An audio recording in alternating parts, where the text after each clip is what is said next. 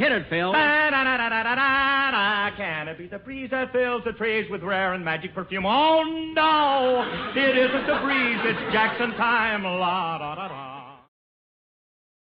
Stay tuned. Right after this episode. For our discussion.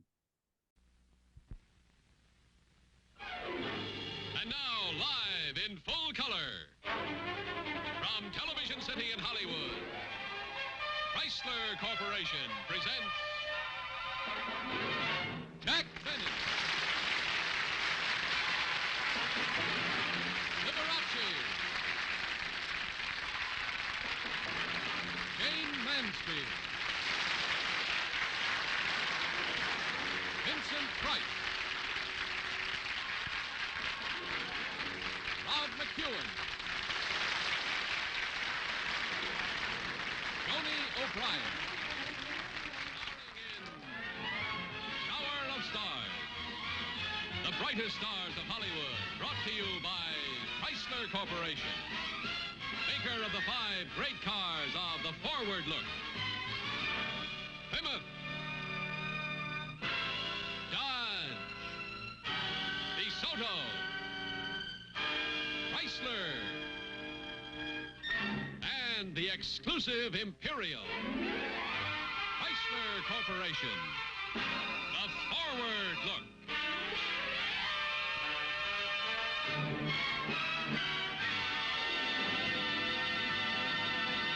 And now here is your host, Bill Lundigan.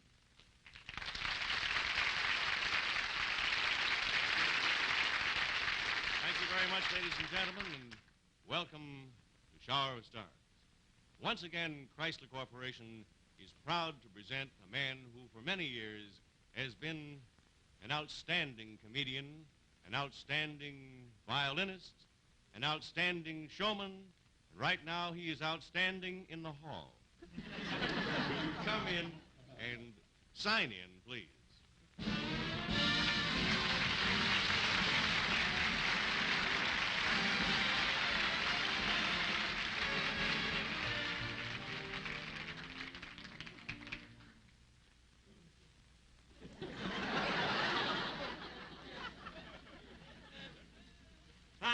Thank you very, very much, ladies and gentlemen. I'm your mystery guest for the next hour.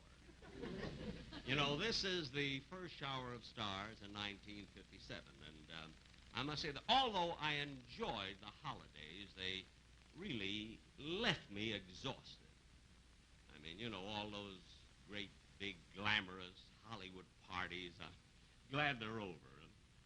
I got so tired reading about them. You know, there's just so much your eyes can take. You know? But tonight, I believe we have a very good show. I hope so. And we have some of the most impressive guest stars that we've ever had. I mean, now, for music lovers, we have Liberace. For art lovers, we have Vincent Price. And for just lovers, we have Jayne Mansfield. And then from Universal International Studios, we have a very fine young actor by the name of Rod McEwen. He's 23 years old, and he reminds me very much of myself when I was his age, you see. Except that when I was 23, I was 32.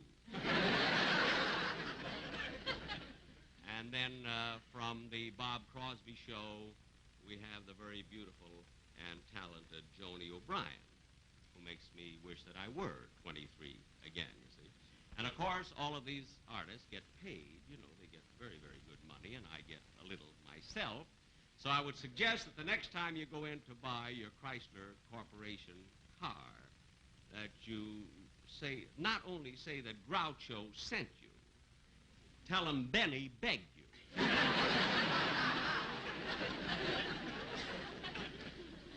And in that way, not only will you get a good car, but my bank book will have that forward look. And now, ladies and gentlemen, from 20th Century Fox, bring you their newest glamorous star, Miss Jayne Mansfield.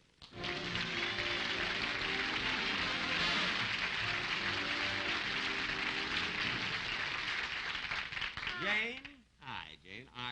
You know, this is the first time I've seen you since your brief appearance on my show.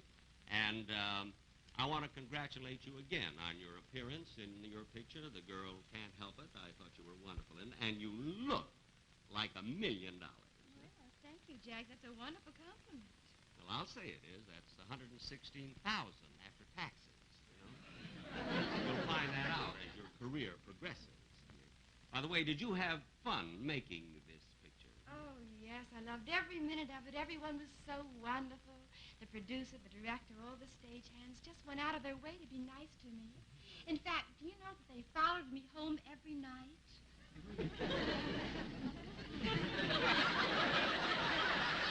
Well, of course, they have such a friendly bunch, you know, at 20th Century Fox. I noticed a couple of Paramount fellas in the crowd, too. So did I. I wish you wouldn't walk quite that fast. I'm still out of breath. But tell me, Jane, what qualities does a man need to attract a very, very pretty girl like yourself? Take me, for instance. What would you expect of me, let me say? Oh, well, I'd expect you to be pleasant. Yes. Courteous. Yes. Considerate. Yes. Generous.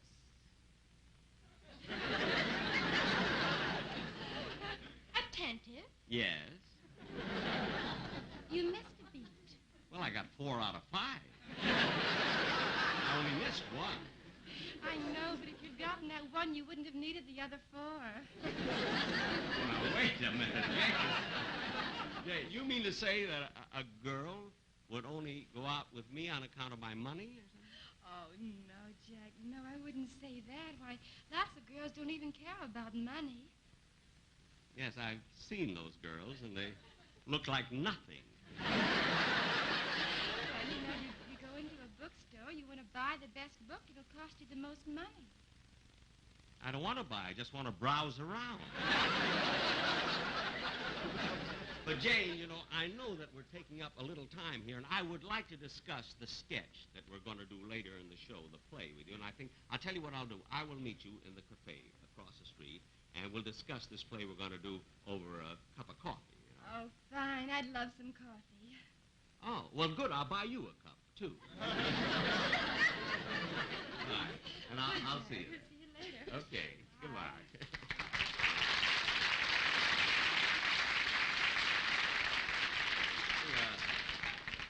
Wonderful girl, really. I've only talked to her 5 minutes. She already has me hooked for a cup of coffee. There goes my first New Year's resolution. And now, ladies and gentlemen, it gives me great pleasure to introduce one of the outstanding personalities and showmen of this year or any year, the great Liberace.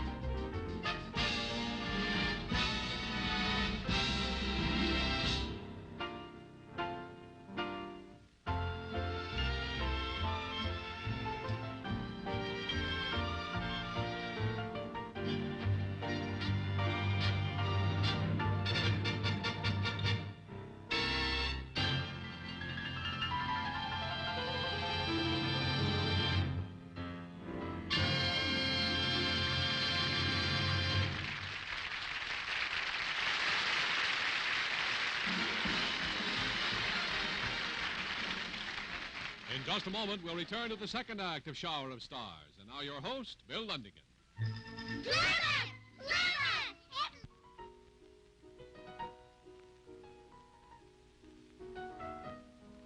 Hi, Lee. Hello, Jack. You know, I just got back in time to hear the finish of your number. It was great. Thank you. You say you just got back. Where were you? I was over in a cafe with Jayne Mansfield. You know, I think she's kind of stuck on me. She let me buy her a cup of coffee. Oh. Well, after the show tonight, she's letting me take her out to dinner. Well, say, you are generous. If you got that one, you don't need the other 4. I know. You see, I didn't miss a beat. No. Say, by the way, where is your brother George? Oh, he's around here somewhere. George is so excited about the sketch. You know, it's the first time he's ever had a speaking part. Oh, yeah. What was that line we gave him again? Well, it comes where I say, "Isn't that so, George?" And he says, "Right." You know, it's a shame we have to change the scene and we have to take out that word. It's too bad. Oh, I wish you'd told him that sooner. He's been rehearsing all week. Rehearsing all week for the one word? It took him 3 days just to get his mouth open. Yeah. And I know he's going to be so disappointed. But, You got another line that's very funny, if you'll remember. He had laryngitis all year before he noticed it. That's right.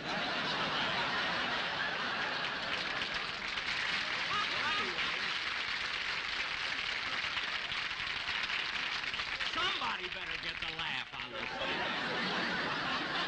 Well, Lee, I'll tell you what. I'll call George out and I'll tell him about this change. Oh, I'm sure glad you don't have... Oh, George! George, come here a minute, will you, please?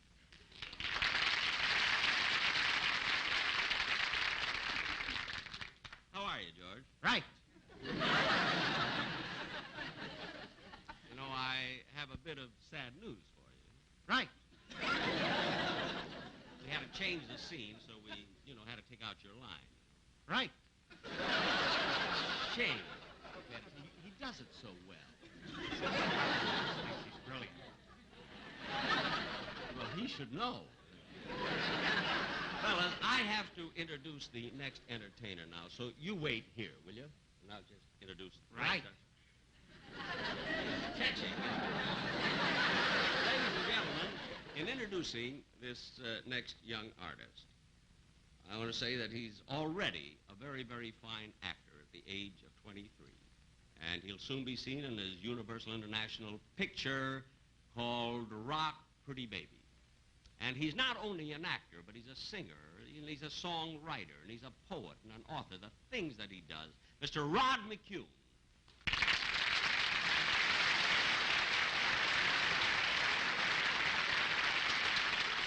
You know, Rod, I cannot get over it. It amazes me how versatile you are. I mean, besides being an actor, to be a poet and a singer and a songwriter and an author. I mean, is there anything that you can't do? Well, Jack, I can't play the violin. Well, would you be interested in taking lessons? See, 3 nights a week with his own rosin. I have enough competition the way it is. Say, Rod, how about singing that number that became so popular, the one you recorded called Happy as a Boy Named Me? Huh? Well, Jack, when I wrote and recorded this number, it was a solo. And tonight I think I'd like to try it as a duet. Well, of course, I don't sing very well, but if you want me, I mean, with Joni O'Brien. She's waiting backstage, and we've got a great arrangement. Oh, well, then I'll introduce her. Oh, fine. You just stay over here and wait. Ladies and gentlemen, from the Bob Crosby Show, this very talented and beautiful young lady, Miss Joni O'Brien.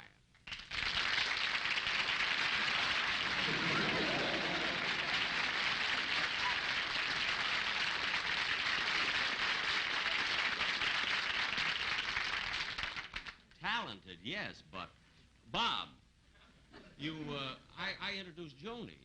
Well, Jack, Joni O'Brien has been with me for 3 years on daytime TV, and this being a nighttime television show and her first big break, I thought she'd feel a lot more comfortable if I were to introduce her. Oh, well, go right ahead. I'll just wait right over here. Then. Thank you. Ladies and gentlemen, first, I would like to thank the wonderful fans who look in on my program. Seen every day, Monday through Friday. I'd like to thank them for their very kind letters, for their loyalty, and for their grateful appreciation. It is very flattering to a performer like myself, who is on the air so very often, to know that I am ever welcome into your home. I have always tried to bring you the very, very best in musical entertainment.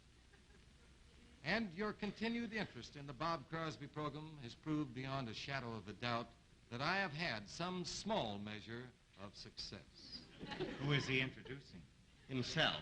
But I am not here to talk about the Bob Crosby show. I am here to talk about one of the entertainers on the Bob Crosby show. Oh, and if I must say this, I'm so proud of my show. It is so gratifying to an individual like me to realize that the work, the results of his energy and his efforts are so universally appreciated. Hey, Jack? Right.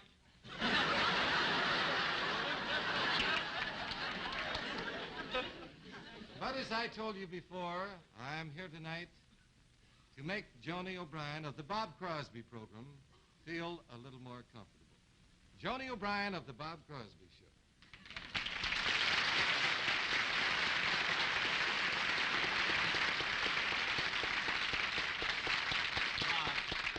Do you mind if I take over from here? Well, if you think you can make it, Dad, go ahead. Be nice to her. Well, good luck, Joni. Joni,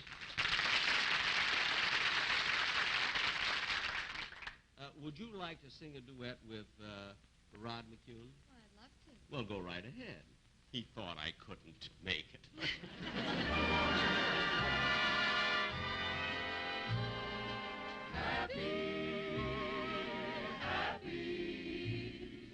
Happy are the hands that yours hold on to. Well, happy are the eyes that your eyes see. Happy is the girl that you belong to. Happy is a boy named me. Happy is a girl named me. Happy is the sky that shines upon you. Happy is the day that knows your side. Happy is a boy that you belong to. Happy, oh happy am I. Happy, oh happy am I. I never knew about spring before you came. I never knew what your smile could do. Well, now all the rivers are a-singing your name, and spring is so much the likes of you. Happy, happy, happy, happy. Happy are the hands that yours hold on to. Happy are the eyes that your eyes see. Happy is a boy that you belong to. Happy is a girl named me. Happy is a boy named me. Happy are the hills where you go walking. Happy is the world wherever you be. Happy is a boy who sits here talking. Happy is a girl. Happy is a boy. Happy. Oh, happy are we. Happy are we.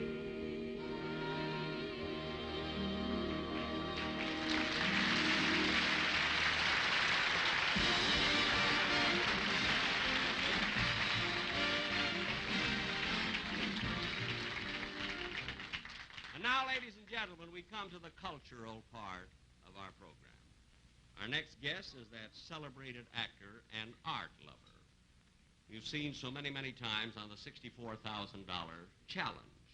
His contest with Edward G. Robinson and jockey Bill Pearson will go down in history alongside of the Lincoln-Douglas debates, the Dempsey-Purple fight, and the Georgie Jessel-Rita Hayworth romance.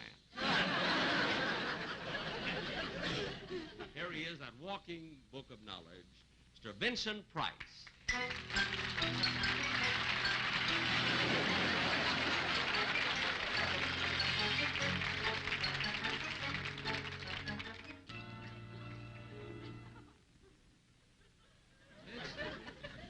I mean, what's the idea of the isolation booth? Huh? Well, Jack, I've done so well in here, I just hate to come out. Imagine. Vincent, tell me. Vincent, can you hear me? Yes, yes. Oh.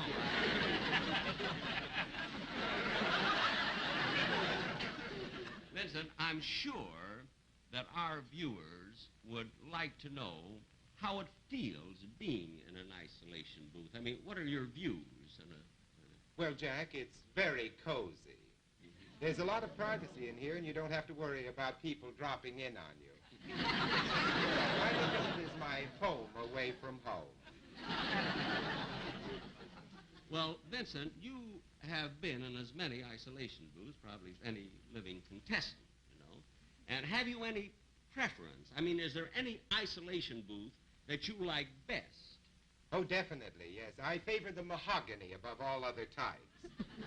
Of course, walnut is good and white oak isn't bad, but don't let anyone try to sell you a maple isolation booth. Oh, I won't. I mean, they'll never trick me into that. Well, I think we've milked this gag long enough. So you can come out. Jack, I'd rather not.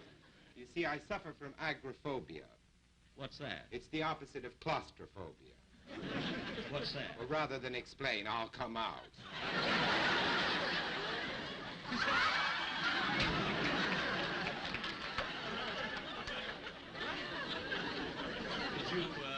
Did you pick those up in Bermuda? Oh, no, Jack. These are isolation booth shorts. All the contestants are wearing them. They're the very latest thing in quiz clothes. I thought you were on another show, Lose Your Pants.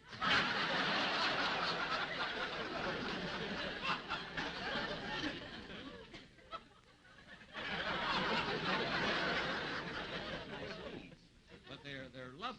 Yes, I don't know what I would do without them, Jack. No, it must be a great help, to have the air, whipping around your knees when you're in there thinking of some hard, difficult question or something.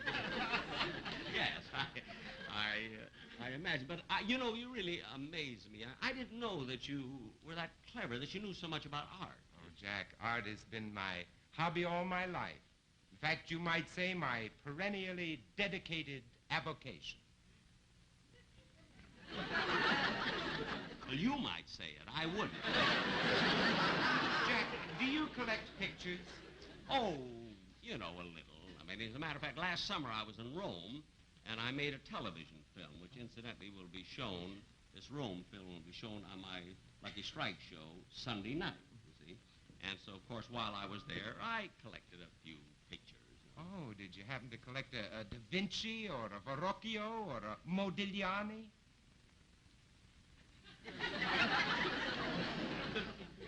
No, but I have a Lola Brigia that's a loon. I thought you had something really exciting. Vincent, you've been in that booth too long. Listen, speaking of art, I'd like to tell you something. I don't know whether you know this about me or not, but next Thursday night, I'm giving a concert in Philadelphia with the Philadelphia Orchestra directed by Alfred Wallenstein, you see. And as a matter of fact, it's the same concert that I recently gave in Carnegie Hall where I played Mendelssohn. Oh, yes, I remember reading the review in the New York Times. It said that Mendelssohn lost. Oh, I've beaten the best of them.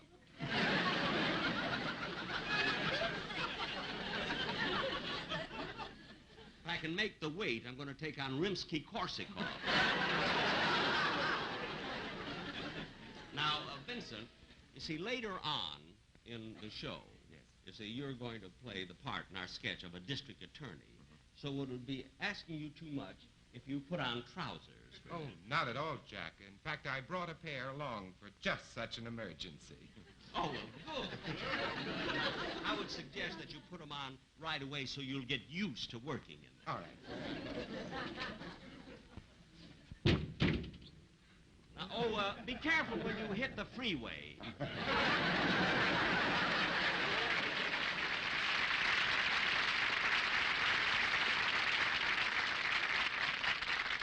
I imagine that... But it's easy to find out for yourself why so many people are switching to the cars of the forward look.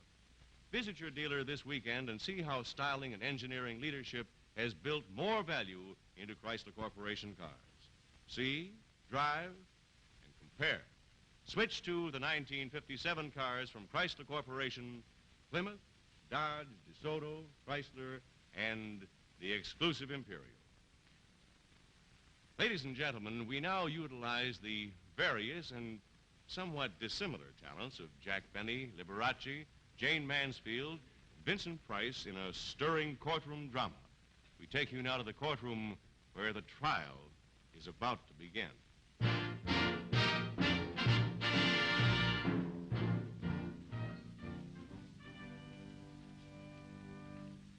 Very nice courtroom here, isn't it? There's the judge's stand, the witness box. Hey, look at those two pictures.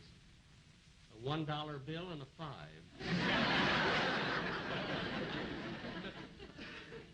Tell me, Miss Blackstone, are you nervous? Oh, no, not at all. I just know I'm going to have you completely cleared of your murder charge. Good. Good. Yeah, tell me, Miss Blackstone, how did a pretty girl like you happen to become a lawyer? Well, I didn't want to be just a dumb blonde. And besides, I've always admired Louis Pasteur. Yes, he was a fine lawyer.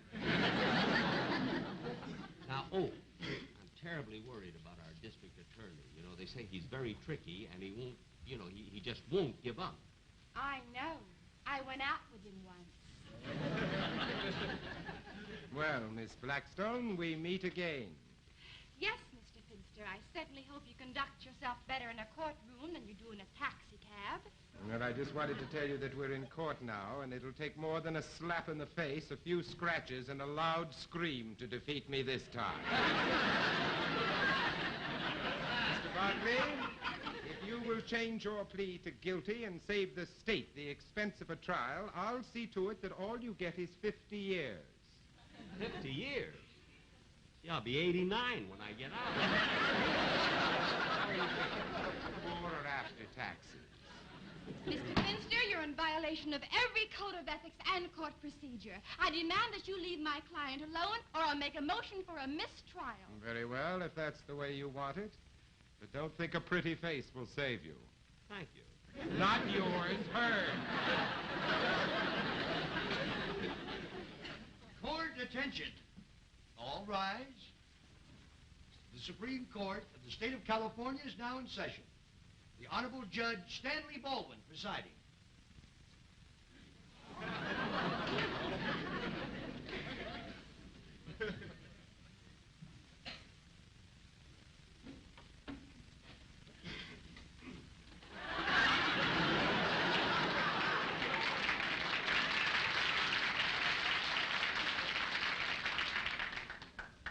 People of the State of California versus John Barkley. Is the district attorney ready? Ready, Your Honor. Is the defense ready? Not quite, Sidney. Take your time, dear. Your Honor, I object. Objection overruled. But, Your Honor. Shut up. People just can't take overruled for an answer, eh, George? Tell me, Miss Blackstone, how do you happen to know the judge so well? He's generous. Oh.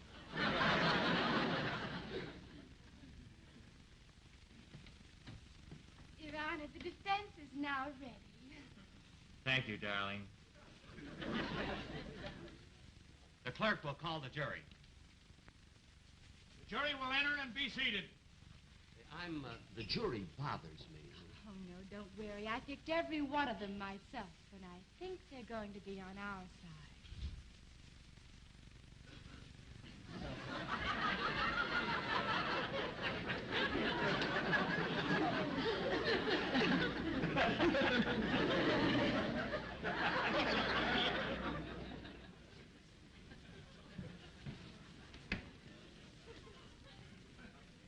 Maybe I shouldn't worry. Your Honor, I object to that jury. Who's defending our shores? The court objects to the objection on the grounds that it's objectionable. Eh, George? Proceed with the case. Gentlemen of the Navy, I mean jury. On the afternoon of November 10th, 1956, Humphrey T. Fowler was shot to death in the cafe which he owned in conjunction with his partner, the defendant John Barclay. Now, the defendant's beautiful counsel will try and tell you that Barclay shot Fowler in self-defense. Huh. But don't you believe her.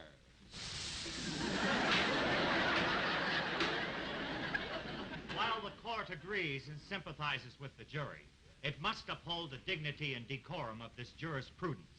There will be no more hissing, gentlemen. It looks lousy. You may call your first witness. Will Officer Coleman please take the stand? Mr. Barclay, I know we can't lose, but in case we do, could you please pay me my fee now? What do you want from me? First coffee, now this. Solemnly swear to tell the truth, the whole truth, and nothing but the truth? I do. Take stand. Officer, will you please tell the court what happened on the afternoon of November 10th, 1956? I was in my prowl car. The time was 4:03. I got a 501 at 602 108th Street. I made the arrest at 4:07, was back on duty at 5:09. Can you please tell the court exactly what happened in your own numbers? Well, I got this 4:07 at 5:21 to proceed to 846 109th Street. That was the cafe. Mr. Fowler was lying on the floor dead. Now, did you see the defendant? Yes, sir.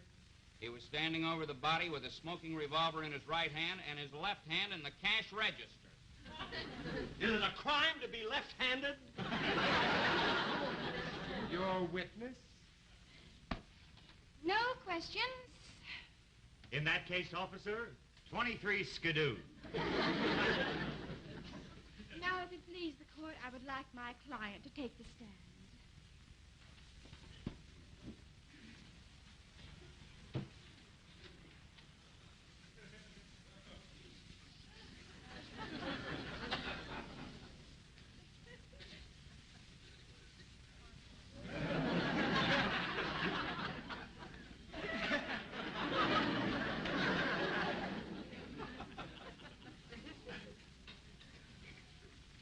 Swear to tell the truth, the whole truth, and nothing but the truth? I do. Hi, fellas. I was in the Navy myself. Great Lakes Training Station. Your Honor, I object. The defendant will please refrain from trying to influence the jury and leave that to his lawyer, who is much better qualified to do the job.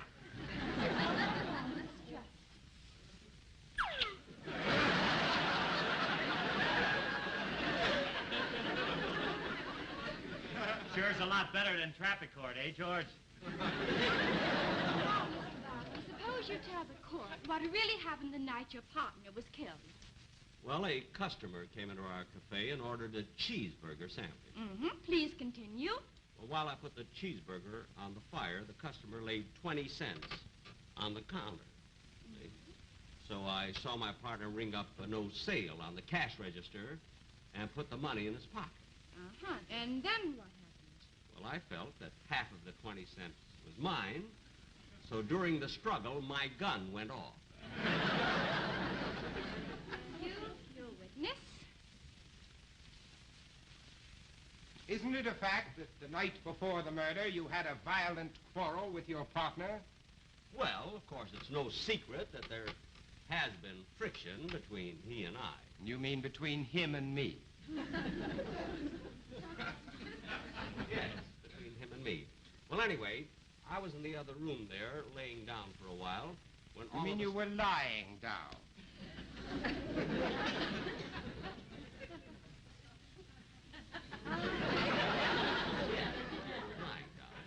When suddenly my partner walked in, so I got up and I took off my apron and lied it on the table.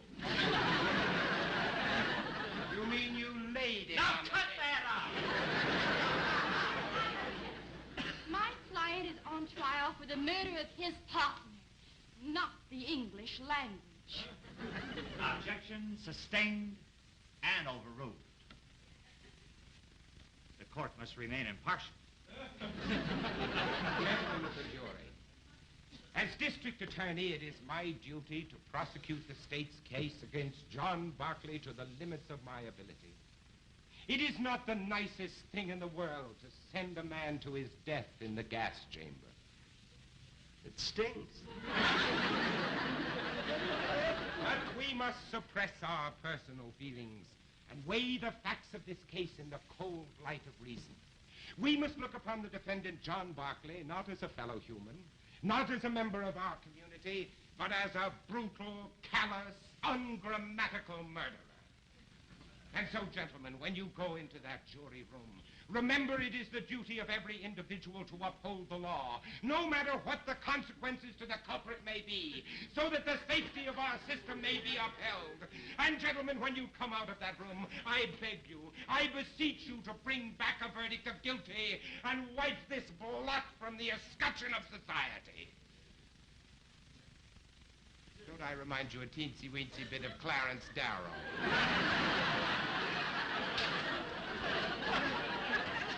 Your Honor, I object. The district attorney is padding his part. Objection sustained. Strike out that last gag. The counsel for the defense may proceed with her summation.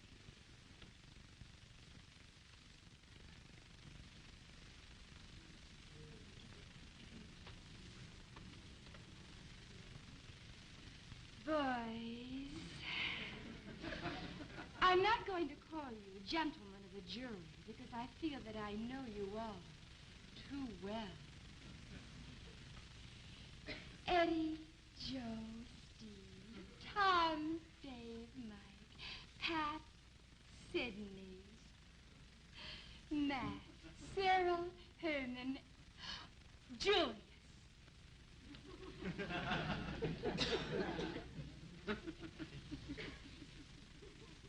My client is accused of murder.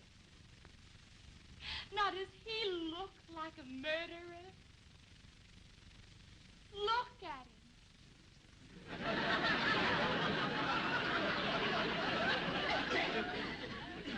Look at him.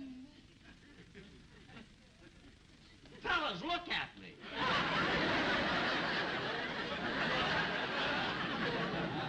Oh, well, it's for my own good. Boys, I address you not only as a lawyer, but as a girl. A girl alone and beset by a cruel and heartless district attorney. Isn't it only fitting and proper that I should turn for help to 12 red-blooded American boys? The district attorney has strived to convict my client. He's used every trick shown us all his while. My client. Plain, hard-working, conscientious, law-abiding citizen. I want you to listen to him as he makes one last plea for his life.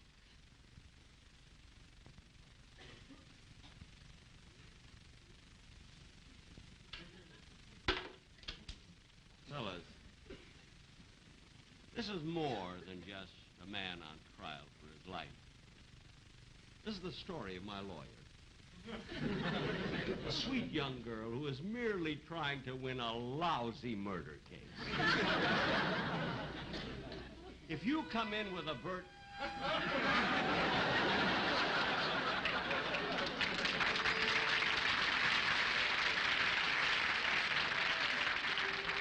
If you come in with a verdict of guilty, you will not only be sending me to the gas chamber, but look what you will be doing to her. I'm not pleading for myself, because I'll be gone. Not so loud. My worst will be over. But then she'll have to go through the rest of her life thinking about losing this case. Fellas, you cannot let her down.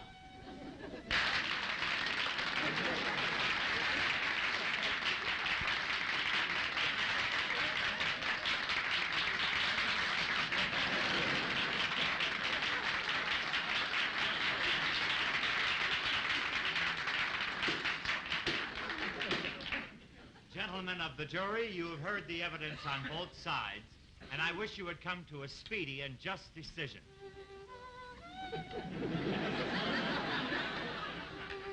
The reason I ask you for speed is because tonight I must leave for Palm Springs, where I'm opening at the Chi-Chi Cafe for a 10-day engagement. After that, I have a one-nighter in Salt Lake City, after which I go to Chicago for an engagement at the Chez Paris. Now, if you happen to be in any of these places, please drop in and see me. I'm sure you will be well entertained.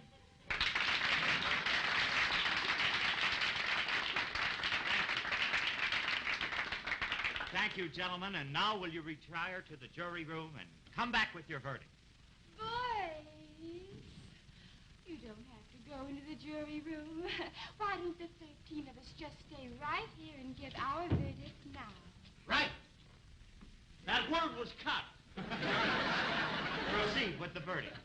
Your Honor, we, the jury, find the defendant not guilty. Hooray for the United States Navy. Hooray! Hooray! Hooray!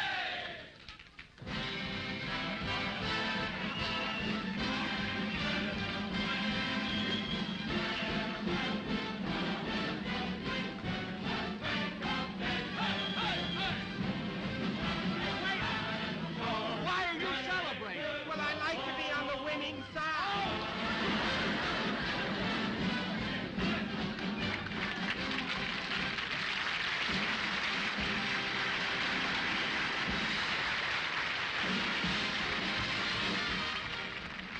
In just a moment, you'll meet Sylvia Sidney, Leif Erikson, June Lockhart, and Cameron Prudhomme in a preview of next week's exciting climax program.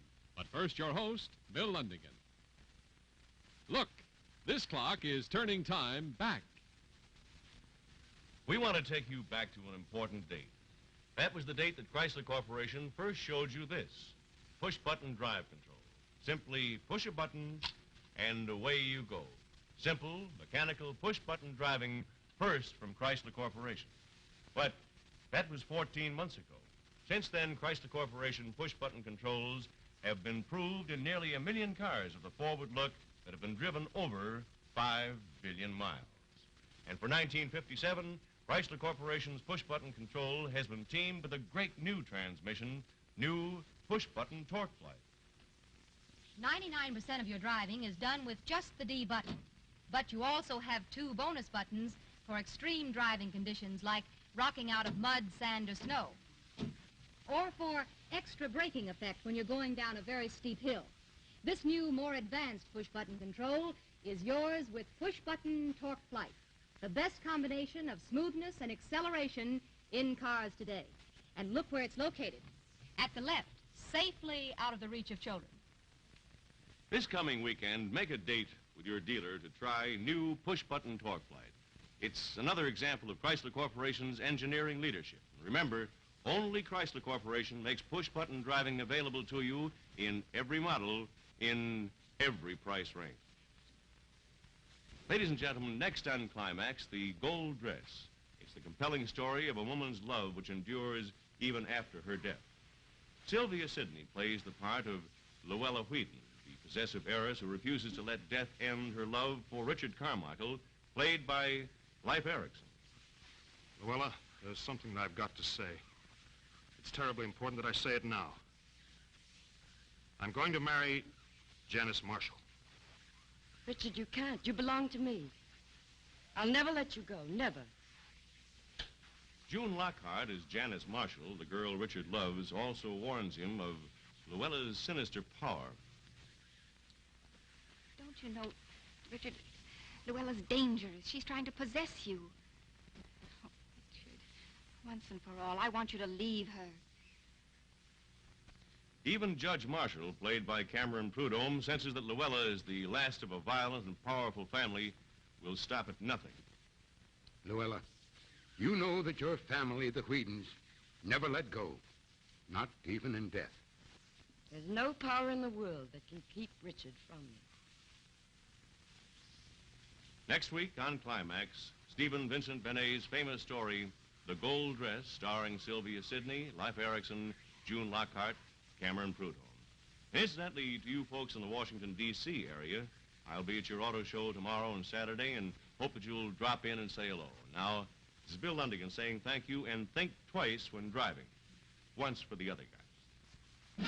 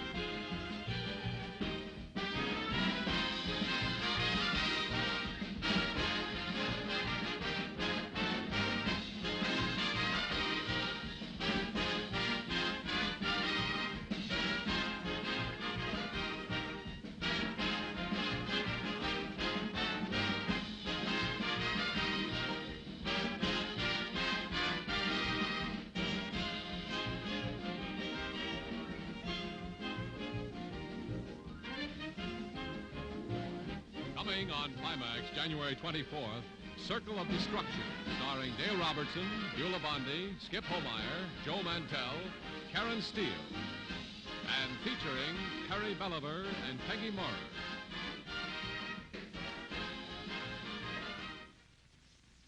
Tower of Stars has been brought to you by Chrysler Corporation, maker of these 5 great cars.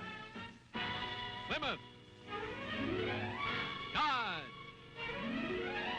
DeSoto, Chrysler,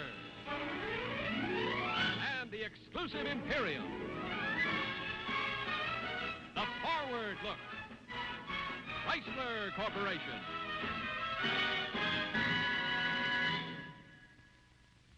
Art Gilmore speaking. Portions of the preceding program were pre-recorded. Shower of Stars has been selected for viewing by our armed forces overseas and is a CBS television network production.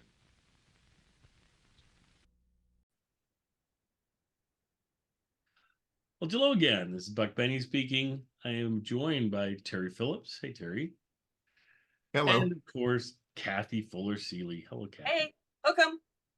It's a football ball. So. Go football.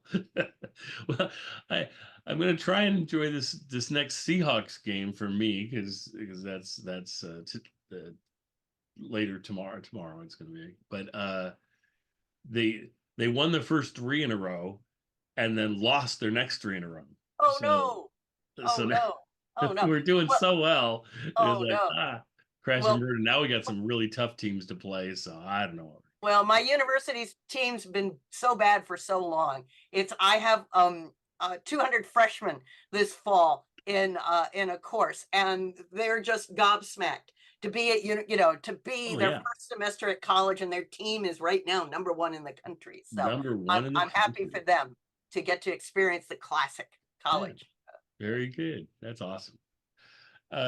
Anyway, the show we're presenting today is Shower of the Stars, and it's from 1957. It's from January something. 10th. January 10th. Very good. 1957. And it truly is a shower of stars on this one. We'll just start chatting about it. Vincent Price is on here and does a really nice.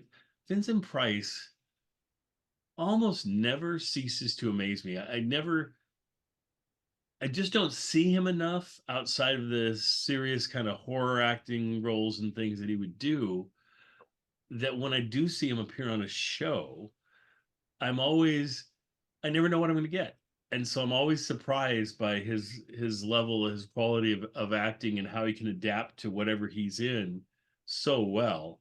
Because really my first experience with him that I can think of was uh, on the Brady Bunch Hawaiian adventure where they go to Hawaii and Greg falls off his surfboard because he's got a tiki thing that's cursed, and so they have to take it back to like uh, a cemetery or something to get it uncursed. But staying in that cemetery uh, is Vincent Price, and they run into Vincent Price, and and and Vincent Price does a good job of being, just starting off being, using his horror stuff or whatever, where he seems menacing and the kids are scared and blah blah blah. And it even scared me as a kid a little bit, I think.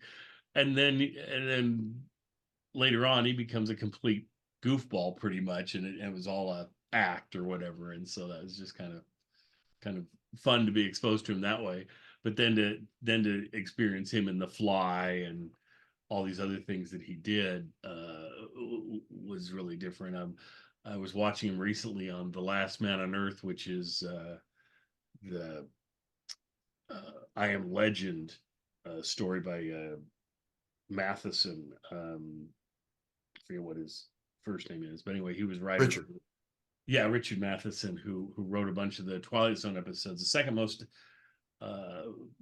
prolific writer on Twilight Zone after Rod Serling, and just had some wonderful shows. And I'm pretty sure he did an episode of Star Trek that's widely regarded. I want to say it's the episode with the two Captain Kirks where he gets separated in the transporter thing and becomes the soft and mellow Captain Kirk that you think is going to be the one who can run the ship and do everything, but without his darker side, it's hard for him to make decisions and things. And then you've got the Captain Kirk that is the evil or dark side of Captain Kirk, but who is decisive in things. And it was just interesting to break that dichotomy. And usually I'm so used to a writer treating everything as black and white, and this is the good and this is the bad. But in this case, to have both of them have important things and see that they really need to be merged back together in order for the character to work, I thought was brilliant writing. Now, chances are that I went all into that. That's probably the wrong episode that he didn't even write, but I'm pretty sure it is. I'm about 80% there. Anyway, I know he wrote one of those episodes, and then so he writes this novel, I Am Legend, and it gets adapted 3 different times at least on film.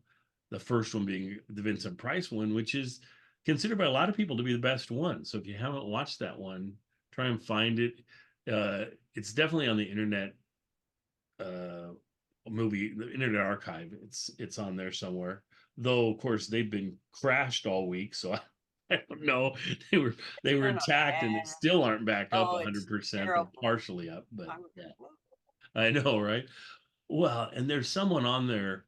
I'll just mention to my folks because I've been sending the links out to people, but who's been posting just like so many classic film. I mean, like thousands of classic films that are just, and they're gorgeous. I mean, the quality is great and everything. But that person was taken down, and then they came. I thought it was humorous because the person like had I forget what the person's name was. It was like, I want to say Jake somebody, and then he gets, apparently it looks like he must have gotten banned or removed or something from Internet Archive, probably posting things that he wasn't supposed to. But then he comes back and he's now the ghost of Jake. So and start posting all the same stuff again. I'm like, I don't know if he's going to keep on getting thrown off, but he's not the reason it crashed. But I can't get to his movies now anyway. But for long, what I was doing was I would put on a episode of like Lux Radio Theater where we have a film by somebody, whatever. I'd have Jimmy Stewart film that I'm doing, but I wouldn't want to share that particular Jimmy Stewart film, because I'm like, well, then you might watch the film instead of listening to Lex. So then I would put another big film by that actor, and it was so great because you can always find them. They're all listed by actor over there on Internet Archive, and so I just do a link to that, and then people could listen to the Lex Radio and then follow it with a double feature by watching one of their big movies. But I haven't been able to do that in the past few weeks because either the guy's account's been gone or Internet Archive has crashed. So hopefully they'll be back. Anyway, moving for oh no, I know I wasn't finished what that was. I said it was I Am Legend was the first one with Vincent Price, and then Charlton Heston redid it as Omega Man in 70 something. And then it was redone with Will Smith doing it a decade ago or something like that, maybe a little less than that. And Will Smith's version was really good. So really, I enjoy all three versions. They're all three different, and so go out there and find those. But now let's continue with the show. So let's go to Kathy and get Kathy's thoughts on what she liked. Again, thank you. I'd not seen this one before, although maybe a million years ago you showed it to us, but I was very glad to revisit it. Yeah. It was better than, it had many interesting moments, lots of stars and lots of interesting moments. Yes. I actually liked Jayne Mansfield's performance in the courtroom sketch later on.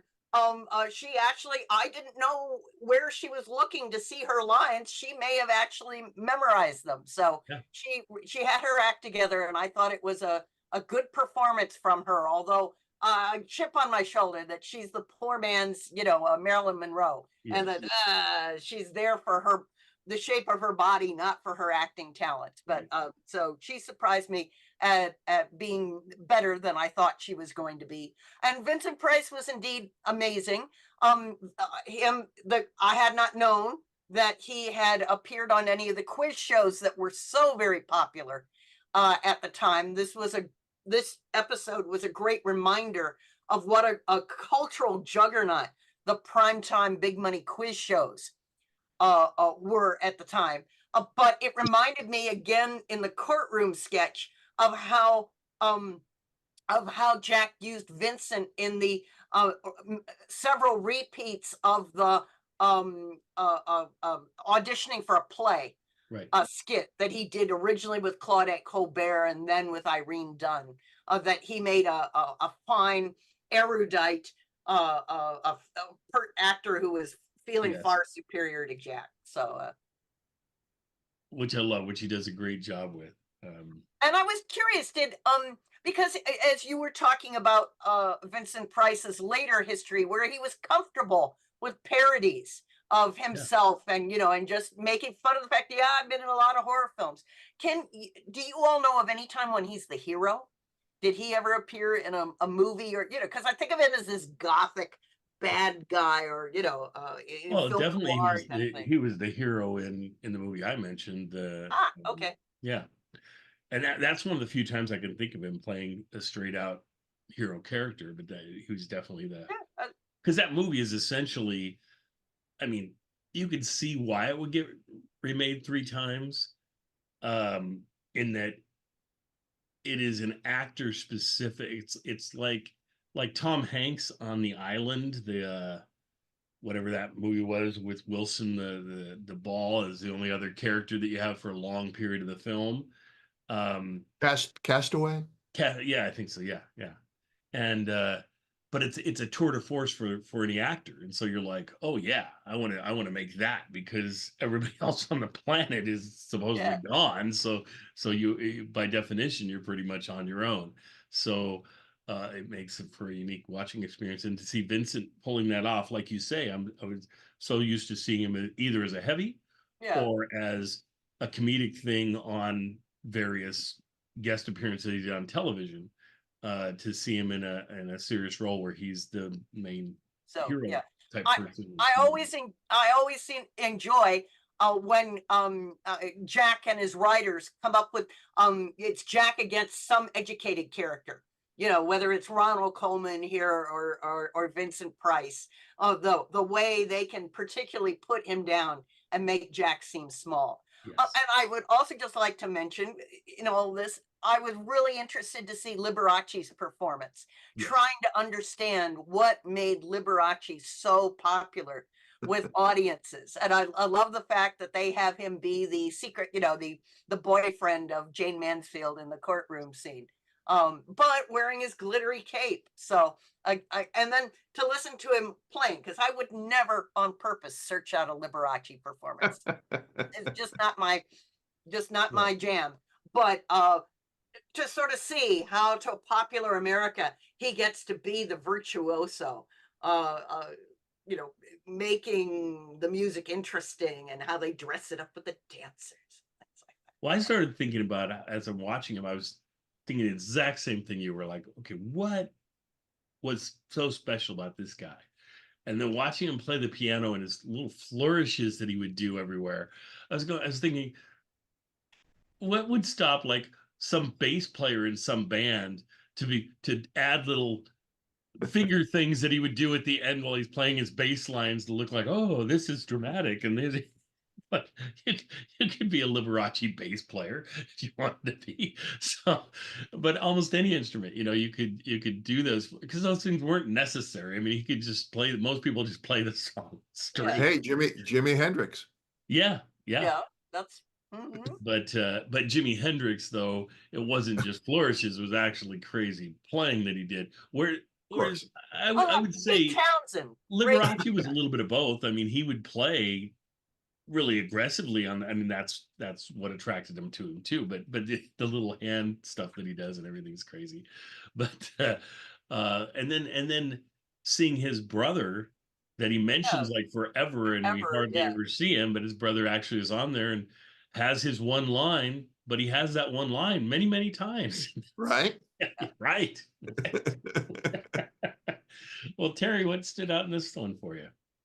Well, before we get away from him, I mean, Liberace demonstrated that he was a triple threat. He was a great, dramatic pianist. He was a comic actor, and he was a dancer. Who knew? Yeah. Not going to say that I'd be signing up to go see him dance, but yeah, he could do that.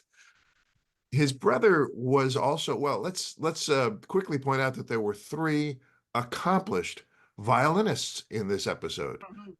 Jack Benny, of course. Well, that's pushing it. Jayne Mansfield played the violin.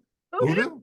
Yeah. And George Liberace was a very accomplished, and if he had a professional talent above all others, it was that he was a great violinist. Yeah. And he could say right. The bit with Jack Benny coming in and signing his name was obviously a reference to What's My Line, which had been on during this time slot at one point. It was on Thursday nights. I think it was during the 8:30 to 9:30 time. It might have started at 9. I can't remember, but it was only a half hour. But they of course had their mystery guest sign in, and the other reference to another TV show, or maybe it was his radio show, was Groucho Marx. You bet. You bet your life. Yeah, selling. Who was sponsored by DeSoto Plymouth, and he would say, "Tell him Groucho sent you." And so when Jack said, "Don't just tell him Groucho sent you. Tell him Jack Benny begged you." Yeah, that was great. Buy one of their cars. I love that bit. This being the shower of stars, the other star who showed up was, and I use the term star advisedly, was Rod McEwen. Yes, he was big, but really, Rod McEwen, a star? Yeah. At 23. At 23. So. Yeah. He was broadly mocked for his poetry and everything else he did on stage. Not that he was without talent, but he was an acquired taste and a specific kind of performer. Which who, I again, guess did more than one thing, but which then pairing him with Liberace, I guess, is a inspired strange choice. yes. There was a reference to St. George and the Dragonet. I wrote a note and I can't remember what it was now. Oh, it was all the numbers when the policeman is on the stand. He says it was, at 11:02 and it was a 4:03 and Yes. whatever. Stan Freberg, so that's a reference to Dragnet, and Stan Freberg had done that sort of thing a few years earlier in his record, St. George and parody the of Dragonet. Dragnet. Yeah. And then a couple of little flubs that I wanted to point out, since this is our version of IMDb, right? We've got to have the goofs. Yes. At first, when Liberace came out, I thought, well, where's the candelabra? Doesn't he always have a candelabra on the piano? Well, he didn't have it on the piano, but then his brother George put it on the judge's bench, which I thought was just perfect. Yeah. During the courtroom scene, Jayne Mansfield refers to the judge as Sidney, but his name was Stanley, but there was a Sidney on the jury. So I think maybe she just got confused. Yeah. I don't think she was intending to be a dumb blonde by giving him the wrong name. And then finally, Vincent Price had a line that kind of got lost. He, while the audience is laughing, he had made some reference to something or other, and then he said to Jack Benny, "Is that before or after taxes?" And I didn't understand why that was funny. It was meant to be a laugh line, but because it got covered up by the audience actually laughing, I couldn't really tell why it was funny, but I'm sure it was. Well, I know that at this point, taxes on salaries were something like 95%. Yeah. And entertainers were especially vocal about how upset they were about this. Yeah. I think it was Red Skelton demanded that whichever network he worked for put wood parquet floor down in the front hallway of his house instead of paying him, so that he wouldn't get hit with the 95% tax. And then isn't that why Jack Benny formed a corporation? Yes, that's how CBS lured him away. They and their accountants said, if we form you a corporation, you'll only get taxed at capital gains and not the 95%. So we could pay you a big chunk of money and lure you to come over to us. So yeah, because there's no way they're going to pay anybody a huge amount of money back then, straight income, because all the money they're just paying the government because it's like the actors seeing very little difference. And so that's why we see on television so often in the 50s that we'll find on the Benny show that he has a performer on, and then Benny's going to be on their show. Yes. So to avoid paying each other, they would do this swap out. So yeah, and that was done less later on when the once the tax rate went down. So, yeah. I thought I'd mention a little bit about Jayne Mansfield for a second. You were saying when she plays the violin at some point. So she was really playing, we believe. Yeah. She was a violin. It looked like it. So that even frustrates me more about Jack and this whole thing with Jayne Mansfield, because he later, you were saying how Kathy was pointing out how Jayne Mansfield was sometimes seen as a cheaper knockoff or whatever of Marilyn Monroe. Well, after Marilyn Monroe passed, Jack wanted to film the episode that Marilyn Monroe was in, and he got Jayne Mansfield to play essentially the Marilyn Monroe part, but they did it exactly like the original, pretty much. They'd also lost Mr. Kitzel in that time, so they replaced him for the first time that I'd ever seen it as Schlepperman directly replacing Kitzel. Kitzel was sort of considered a replacement for Schlepperman, but not vice versa, played by Sam Hearn, of course.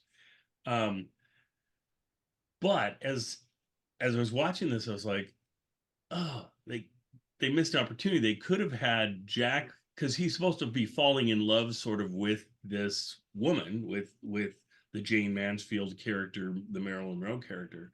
But how they could have set it apart is they could have had her, he's like seeing her and she's his vision of perfection. Well, Jack's vision of perfection would be a beautiful woman like her playing the violin.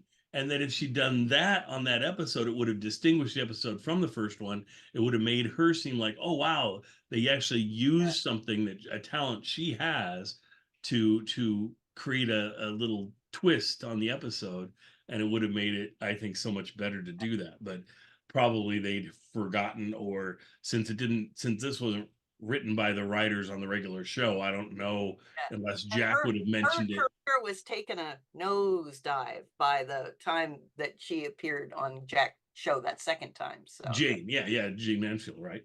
So, but if she played the violin, that could have helped her a little bit, maybe, or shown, hey, I got some talents here, put me on something. But anyway, so that is always a little bit of a, I don't know, awkward thing, replacing two of your actors that have passed away that were on the live version of the show with two completely different actors for the filmed remake of that episode. But do the two of you see the strong resemblance between Jayne Mansfield and her daughter, Mariska Hargitay? As time goes on, she looks more and more like her mom. I think. Yeah. But she didn't know her. I mean, she was no, she was an infant. Young, wasn't she? Was very young when Jayne passed. So I was just to show my amazing intelligence. I was almost going to say, didn't she pass before she was born? But that would not have worked. I don't think logistically. You never know. It's a Hollywood thing. They can do that.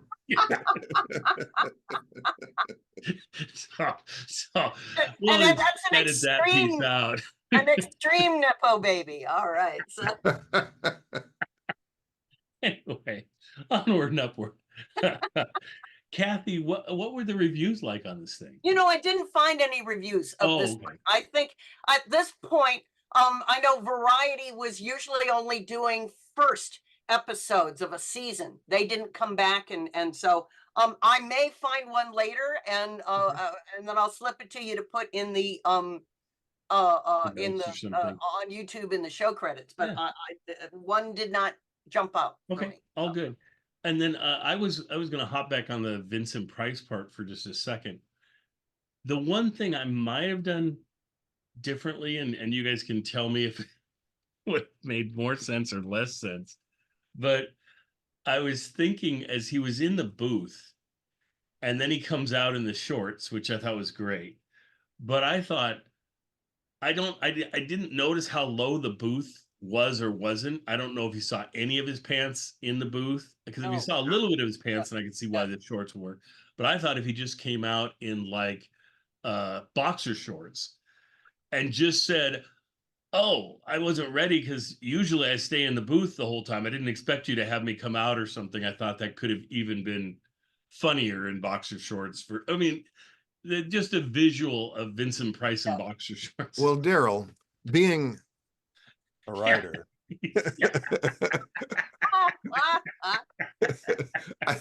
there you go. I think I can confirm that they were right and you were wrong. Yeah. Okay. Like he also could have had shorter socks. So you're right. Just showing more leg might have been. He got like that's much space of leg. Oh well, but at least he had bony knees to make that work. Yes, and it was funny. So I enjoyed that whole piece. So yeah, and then I'm trying to figure out if that was before, if this episode was before or after Jack's 64. Not the $64,000 question. Which one was it? Where he had the one with in isolation. Hal March? The one with Hal March, right? Yeah. Well, no, Hal March is. Did he actually put Hal March in the isolation booth at some point? Yeah. Okay. So I was trying to remember whether he did that. They had the props sitting around, so. Well, yeah, I think it was the same. Yeah, the same one. Yeah. Same show. And so I don't know which episode happened first between those two, but I assume the Hal March one. I bet it came later. I bet this. Hal March. No, it was, well, the first one was June 1st, 52. And then he appeared again October 20th, 57. That's the one. So that was after that. So this was January 57. And if he's on the show again, sort of showing the mania for these nighttime quiz programs. Jack probably remembered that they had this booth. Let's use that booth. It's kicking around the back closet at Television City. Let's Shower of the Stars doesn't need that booth anymore. We can use it. Save us some production time. And let them come up with the spinning wall of I do love that one, with the whole Jack wants him to constantly have the what is it on some kind of history mythology. Greek mythology. He wants a Greek mythology question to give him. And boy, how Marge tries to get out of that every way he can. And every time he does, Jack's got another way to flip it back to that. He does that, I think, 3 times. So it's like, oh no, look at that. What a surprise. Your general knowledge question is on Greek mythology. And then he gets it right. So now it's even better. So anyway, no, this is a fun episode. Anything else on this one, Terry, that we didn't cover, or Kathy, or anything? No, I would say, but again, the preview for Climax, which may have been on 3 weeks a month, alternate to this show, just the incredibly low production value. This is the one with Sylvia Sidney and the other actors just sort of appearing in a black backdrop with just a light on their face. It's like, whoa, is this 1948? What's going on? Yeah. Exactly. Oh, the production values, when you watch something from this vintage, from around anywhere from 52 to 58 time frame, it's all over the map. Some shows have it seems like no production value, and other ones have pretty decent production value. You just never, Kathy, I'm glad you mentioned that, because I had wondered in this and in previous episodes of Shower of Stars whether those other stars who were in the upcoming episode had been there and just came on to promote the next week's show, or whether it had been. And I hope they got paid an extra $10 to have to show Well, up. I think maybe because the announcer says at the end parts of this program were pre-recorded. I think maybe they had done that in advance. Why? That'd be it's like, you're not paying me enough to have to come down to Television City. Right. But if you're doing that, why not put a little more production value into it? So apparently I'm not a CBS programmer, or executive counting the pennies. So yeah. I guess the other thing we should say is that the previous episode of the series was 5 days before the election, the presidential election. Yeah. And so on this one, we now know who won, and it was not Adlai Stevenson. No. Spoiler alert. No, it wasn't Adlai Stevenson. It was Nixon who won this election and was our president in 1950s. Oh, that's so he just refused to acknowledge that. Right. Okay. And finally made it back in 68. Okay. Where's my almanac? They're going to throw us off the air. So, well, let's go back for a second since we're on politics. With Eisenhower, Eisenhower was a 2-term. 1952 and 1956. Okay, that's what I thought. So he had just been reelected right after the last. That's I knew it was Eisenhower. I was just like, is that Eisenhower's second time? I thought it was. Yeah. Okay. So he beat Adlai Stevenson this last time. Both times. Oh, both times it was Adlai Stevenson ran against him twice. Okay. It wasn't bad enough to lose to Eisenhower once. He had to do it twice. Do it again. That's amazing that he actually was able to run a second time after losing. But well, they didn't have Democrats didn't really have anybody. But that's like ancient history. No one would ever lose an election then run again. That would make no sense. Yeah, no, unheard of. It'll never happen again. Anyway, here we go. So hope you're all going to enjoy this one. It truly is a shower of stars, like we're saying. There's a lot of folks in this, a lot of it's a fun one. Vincent Price does such a fun job in here, and Jack is Jack. Jack is always great to have in these things. So neat to have him. And we'll see you next time. We have another couple of these shower of stars to cover at some point, but I think most of them are like from 58 and 59 that are left.